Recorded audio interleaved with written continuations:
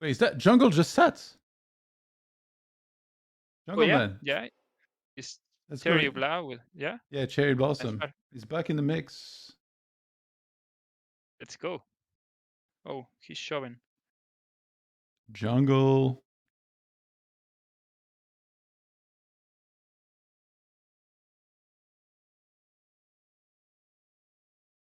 Gets a fall through. Ace King. Yeah. He's gonna say something for sure. Okay, let's see what happens with the replayer.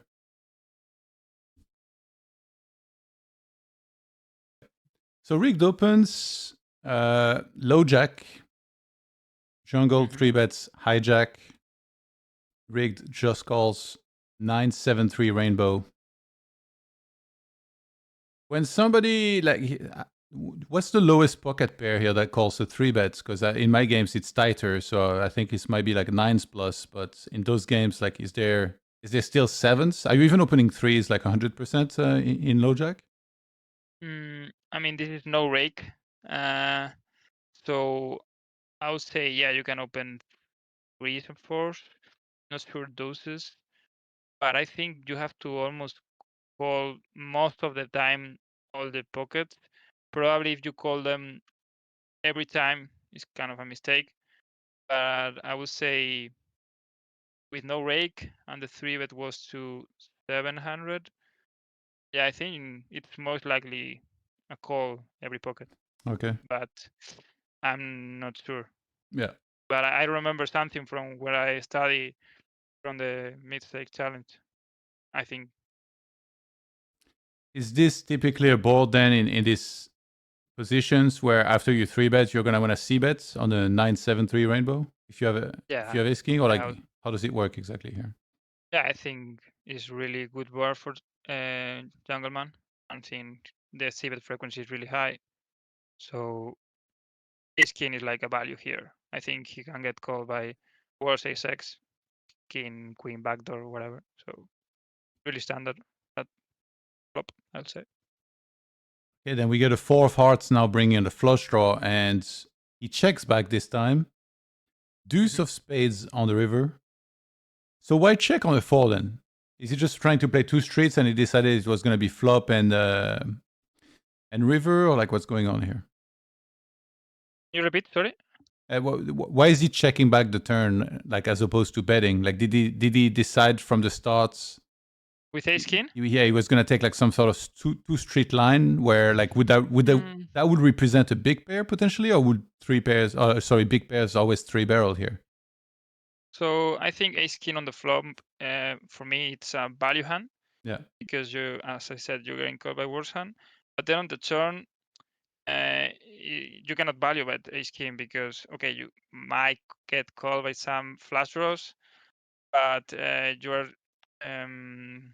if you bet ace king, you're making it as a bluff, and I think it's really bad bluff because it has enough showdown value. You can check the turn, and Riggedeck can check ace queen, and you can check back, and we can win the pot. So I think, in my opinion, the check back of ace king is really standard. However, it doesn't mean he doesn't put some bluffs there. Like I think, yeah, 10 plus are going to be a really high continue in the turn, like all these overpairs. But I think the bluffs are not going to come from ace king, more from, I don't know, queen jack, jack 10, some ace 5, ace deuce, so some king highs. Okay, and then so on the river now he rigged bets into jungle. What what the hell is going on here? Do you fold? Do you call? Do you raise? Well, I think his blocking size is kind of standard. When Jungleman checked the turn, I'm not saying he's going to be unprotected, but most of the time his overpairs bet the turn. So by betting this small size, you can value bet hands like even a 4 or maybe a 7, like to put these ace highs on a really difficult situations because, well, if you call, you know your opponent is value betting really thin. So I think his bet size is like really standard.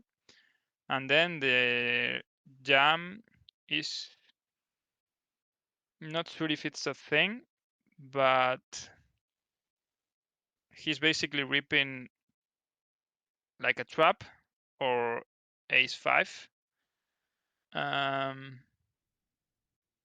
To be honest, I'm not sure about that one, but of course I think he's trying to pressure all of the medium hands that Riggedeck is like trying to value bet thin, like even packet 8s, even a 9 or packet 10s have a really difficult situation. However, I'm not sure if like in this scenario he's got packet aces, he's going to jam. Like for me it's too big, but these guys are really good. Like if I have raise frequency on the river, I will have thought about making it like 4x, something like 3200, something like that. Like when he's jamming, Yeah. he's only ripping like really, really strong hands. So you can only put a few bluffs on these scenarios. At least that's like what the game should play. But maybe he's got a read on him, or he thought the size was really weak. I'm not sure. So yeah, quite a Is it interesting flop. important? Is it important he's blocking ace 5, and also what does holding the king of hearts mean here? I mean, ace 5, I don't think is important because I think Riggedeck doesn't have never ace 5. Like he's not supposed to call that on the flop, and ace 5 is most likely a 4-bet pre-flop. So I don't think the ace 5 matters here. And the king of hearts, to be honest, if I have to guess, it's a bad card to have. But well, not because it's not that bad because what you're trying to pressure is like 7x, 9x, or any pocket. So you are unblocking those. Like, yeah, I think on these spots, unblocking the part of the range Riggedeck should fold is good.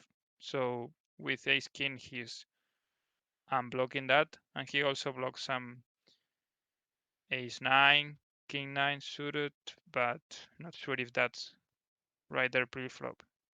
Yeah. Not sure, to be honest, but it worked. Yeah.